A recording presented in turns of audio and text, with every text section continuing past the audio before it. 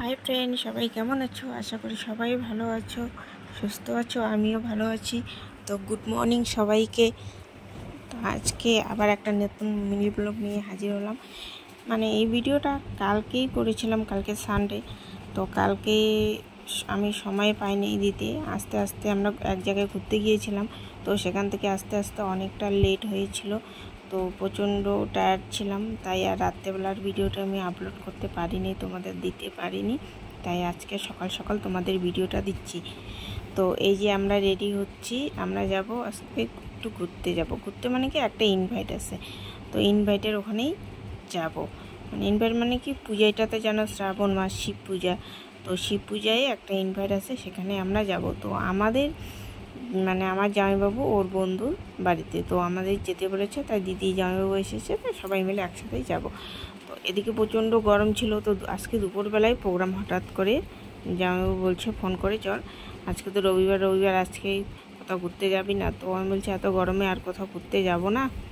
তো বলছে চল, একটা ইনভাইট আছে, সেখানে যাই একটু ঘুরে এসে। তো আমি তাও না করছিলাম, কারণ তো গরমে যেতে ইচ্ছা করছিল না। তার মধ্যে মেন বিকালে আছে ডান্স ক্লাস। তো জামাইবাবু বলছে না, ও বারবার ফোন করে রিকোয়েস্ট করছে, চল চল চল, নাহলে খারাপ পাবে, চলো সবাই মিলে ঘুরে আসি। তো বাধ্য হয়ে এই যে রেডি হচ্ছি। আর এদিকে দেখো তো প্রচণ্ড গরম, মানে ফ্যানের থেকে একটু এদিক ওদিক গেলে মানে আর থাকা যায় না, কী বলবো।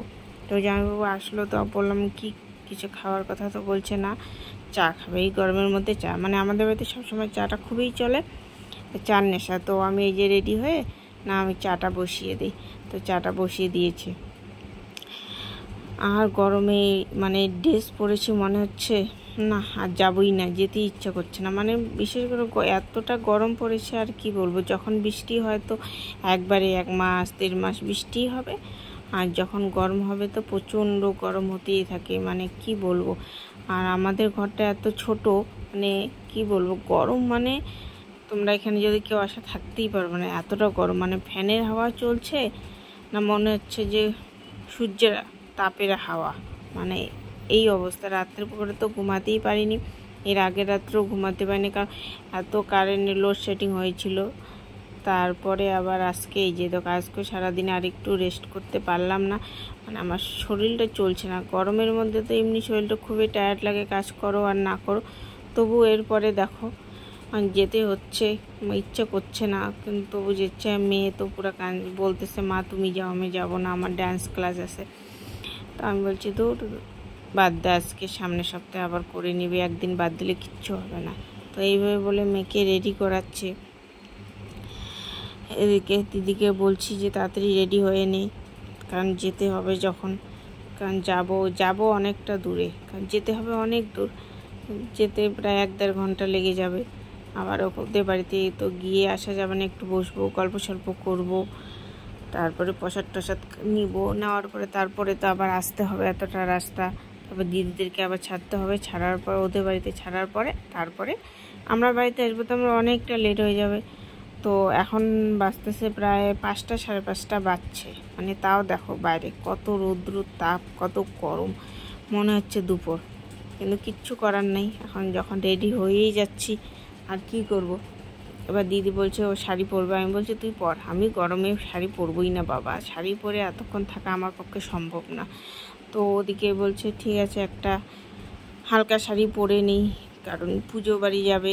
আমি বলছি হ্যাঁ হ্যাঁ তুই পর, আমি পরবো না। তো এদিকে দেখো আমার চাটাও, কথা বলতে বলতে তোমাদের সঙ্গে আমার চাটা হয়ে গেল। তো আমার মেয়েকে বলছি যাও চাটা দিয়ে এসো। তো আমার মেয়ে যে চা নিয়ে যাচ্ছে, আমি দিদির চাটা আর আমার চাটা নিয়ে আসলাম। তো এখানে বসছি। হ্যাঁ, সে একটু যাবো পূজা বাড়ি, একটু সেজে গুজেই যাই। তো দিদিকে এই যে একটা কানের দিচ্ছি, এই কানেরটা অনেকটা বড়, তো আমার মুখে অতটা ভালো লাগে, বানিয়েছি কিন্তু আমি পরিনি, হয়তো 1-2 বার পরেছি, আর ভালো লাগে না পরতে। তো দিদিকে বলছি তুই পর, কারণ দিদি একটু মোটা সোটা, ওর মুখে এই জিনিসটা খুব ভালো মানায়। তো দিদি বলছে না না পরবো না, এমনি থাক। আমি বলছি আরে পর না, কিছু হবে না, ভালো লাগবে। তবে ওকে জোর জবরদস্তি ওটা দিলাম, দেওয়ার পরে এই যে আমি এদিকে রেডি হয়ে যাচ্ছি। তো দিদিকে এটা দিলাম জোর জবরদস্তি, পর পর। দিদি বলছে না পরবো না। আমি বলছি তোর পর, তো কী হবে। এই যে আমি ভাবছি শুধু শাঁখাটা পরে নিই, কারণ শাঁখাটা আমি সবসময় পরি না, রাখি, ভালো লাগে না আমার, অতটা সাজতে ভালো লাগে না। তো কোথাও একটা পূজা বাড়ি যাবো, তো তো হচ্ছে শুধু শাখাটাই পরে নিই, আর কিছুই পরবো না, যা আছে তাই এইভাবেই চলবো। কারণ আমি বেশি একটা সাজাগোজা পছন্দ করি না, শুধু সাজবো তো একটু ড্রেসটা পরে নিব, লিপস্টিকটা লাগাবো। আমি তো এর আগেও বলেছি যে আমি লিপস্টিক লাগাতে খুব পছন্দ করি। কে কে পছন্দ করো আমার মতন অবশ্যই আমাকে কমেন্টে জানাবে। আর এইভাবেই আর কি আমি খুব সিম্পলি থাকি, আর অতটা আমি মেকআপ সেকআপ কিছু করতে পারি না বাকিদের মতন। দেখি সবাই এত সুন্দর মেকআপ করে, এত সুন্দর করে সাজে, কিন্তু আমার কাছে হয় না। তো যতটা পারি মানে এমনি নর্মালি থাকি, শুধু লিপস্টিকটা পরে নেই বাস। লিপস্টিকটা আমি পরবই, আমাকে ভালো লাগুক না লাগুক লিপস্টিক আমি লাগাবো, লিপস্টিকটা আমার খুব ভালো লাগে। তো এই যে আমরা একদম রেডি হয়ে গেছি, এই যে সবাই গাড়িতে উঠছি, এই যে বসে পড়ছি। আর দেখো ওইদিকে ঘাইমে কী অবস্থা গরমে, তো আমার বরকে বলছে সিটে চালাও। তো এই যে দেখো, এই যে শিব পূজা, এই দেখো ওদের বাড়ি আমরা চলে এসেছি। এই দেখো ব্রাহ্মণ পূজা করছে, ওদের সকাল থেকে পূজা হচ্ছে। তো আজকের জন্য এতটুকু, ওকে বাই বাই, টাটা, সবাই ভালো থেকো।